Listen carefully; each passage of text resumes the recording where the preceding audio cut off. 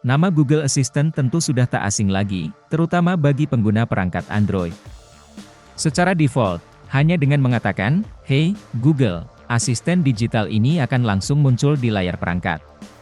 Backlinko mencatat bahwa Google Assistant digunakan oleh 36% dari sekitar 125 juta pengguna voice assistant di seluruh dunia. Di antara aplikasi-aplikasi asisten digital yang ada saat ini, hanya Apple Siri yang dapat menyamai persentase tersebut. Sebelum ChatGPT muncul, voice assistant seperti Google Assistant boleh dikatakan adalah cara yang paling banyak dipakai pengguna untuk berinteraksi dengan artificial intelligence atau AI. Namun kehadiran chatbot AI buatan OpenAI tersebut sepertinya mengubah pandangan itu dan voice assistant menjadi terlihat ketinggalan zaman.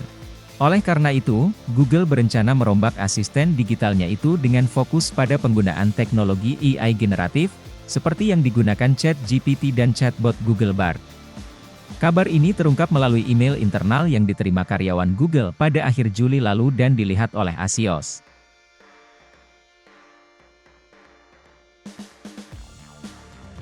Nah, apa saja sih yang dapat kita lakukan dengan Google Assistant? Kami sajikan 7 di antaranya. 1. Memberikan informasi.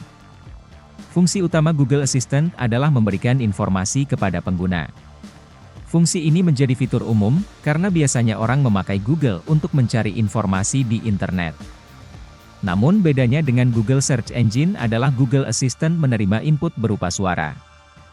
2. Menjalankan perintah untuk terhubung ke aplikasi lain. Setelah diberi izin, asisten virtual ini dapat diminta untuk menghubungkan pengguna dengan aplikasi lain di perangkat miliknya. Misalnya ketika kita minta Google Assistant untuk menunjukkan foto terbaru, asisten virtual ini akan mengakses aplikasi galeri atau Google Foto. 3. Memainkan musik dan video.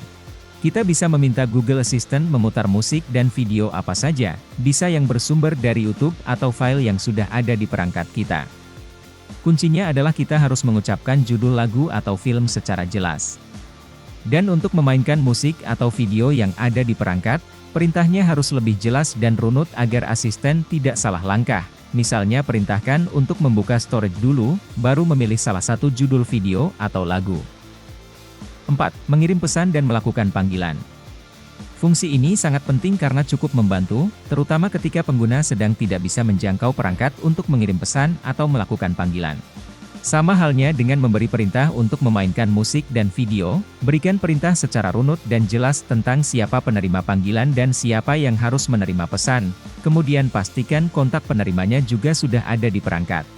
5. Menerjemahkan bahasa. Google Assistant juga dapat menerjemahkan bahasa, karena ia dapat terhubung dengan Google Translate. Kita bisa perintahkan asisten virtual ini untuk mengakses Google Translate dulu untuk menerjemahkan bahasa. Asisten ini juga bisa menerjemahkan bahasa dengan perintah sederhana, misalnya, artikan kalimat ini. 7. Sebagai pengingat atau reminder. Asisten ini juga berfungsi sebagai pengingat jadwal, misalnya jadwal rapat, hari penting, dan lain sebagainya.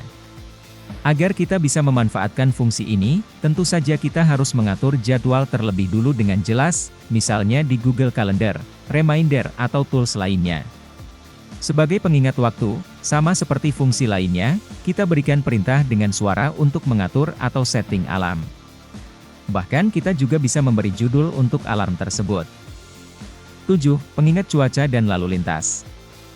Google Assistant dapat menjadi pengingat cuaca dan kondisi lalu lintas karena ia juga bisa terhubung dengan Google Maps.